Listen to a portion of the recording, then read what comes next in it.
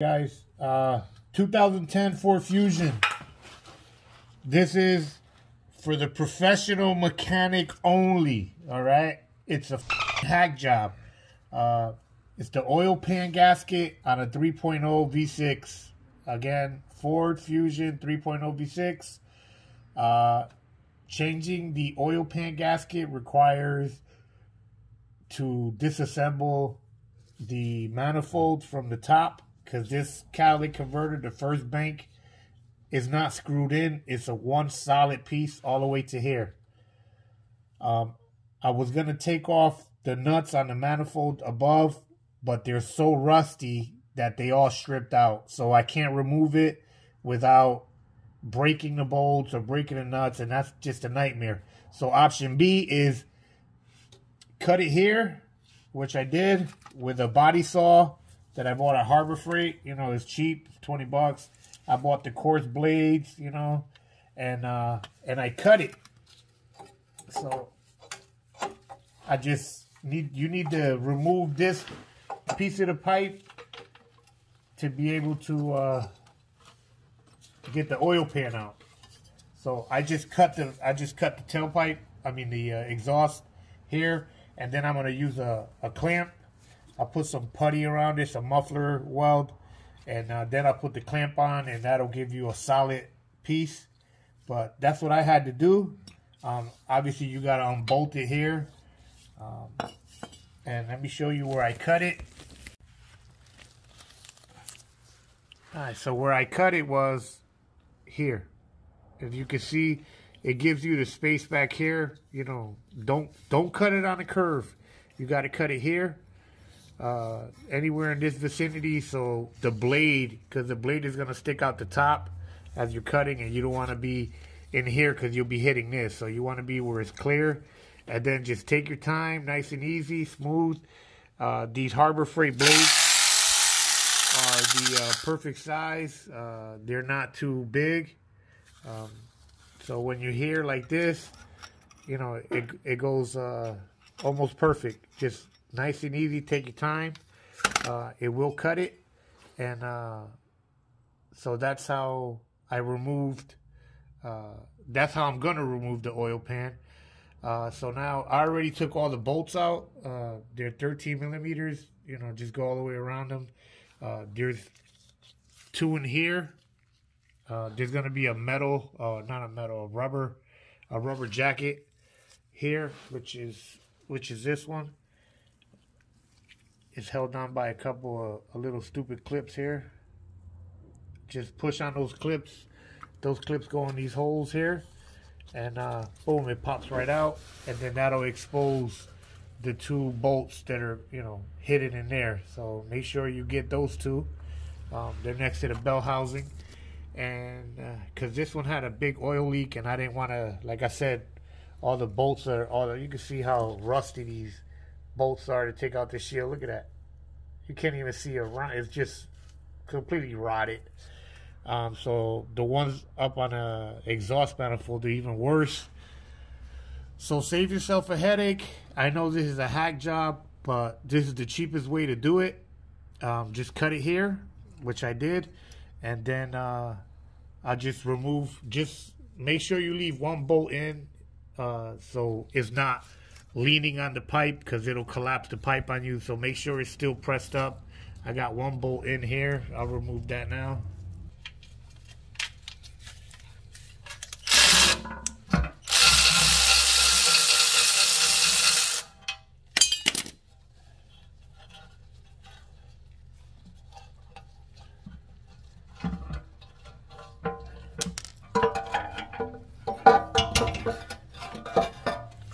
And that, my friend, is how you remove the oil pan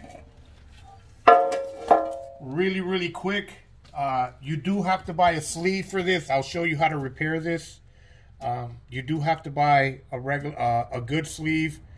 I'll go to AutoZone and I'll show you where to pick them up. But this is the oil pan, and the gasket is shit. It's pretty flatted out all over. So just clean it up. Put some RTV at the timing plate cover here. Let me show you that. You got to replace this. You got to scrape this off. It's coming off now. On both sides, you got to put RTV here. Make sure you put RTV there. And just for shits and giggles, up here on this edge, run a small bead of RTV.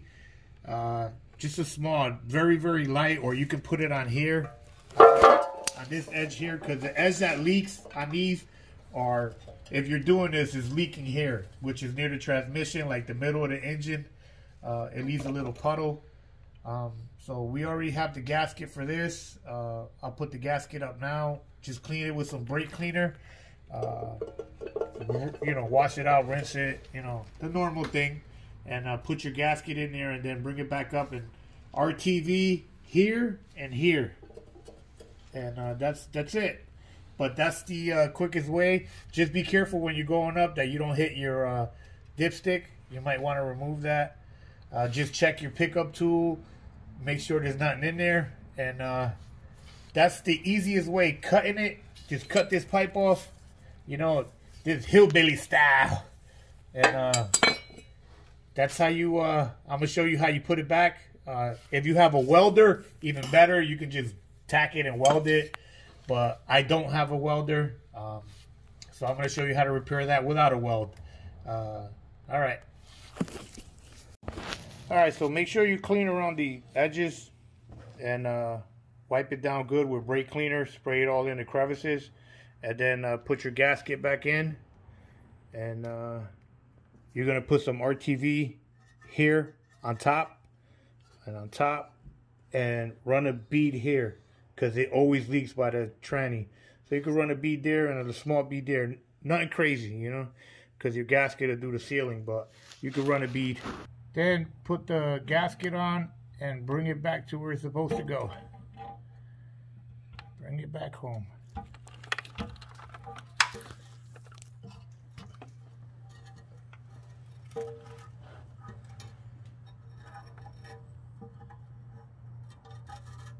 What am I stuck on?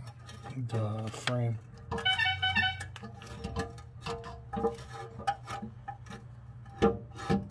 Good? You gotta go up. There's something stopping me. There you go. There you go. Alright, now you gotta give me the bolt.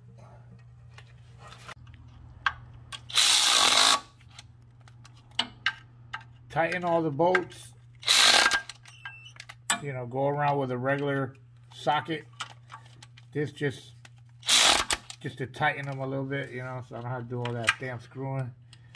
Then just hand tighten them good, even. And pay close attention to the ones here. Those are the most important. So I'll do that with a regular ratchet.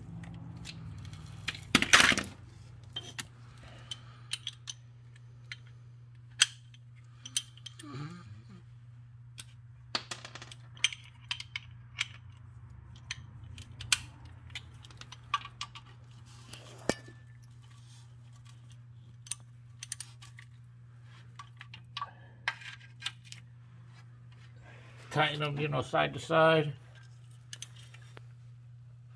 so you don't warp the cover.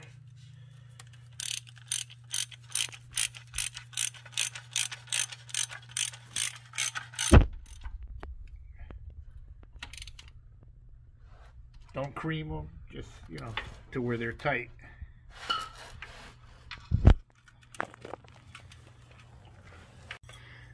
Alright, so in order to make this repair now with the exhaust, go down to the store and get you one of these connectors. It's a 2-inch ID on both sides. And buy yourself some clamps, 2-inch also. And get you some of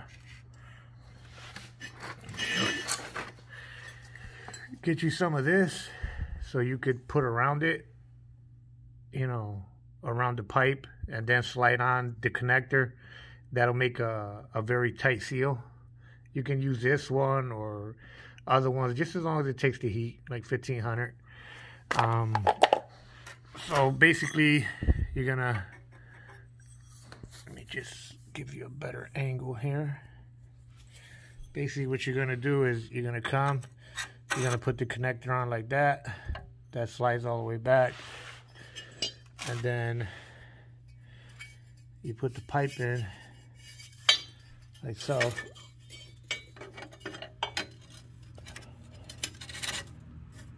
And then that mates it back to where what it originally was.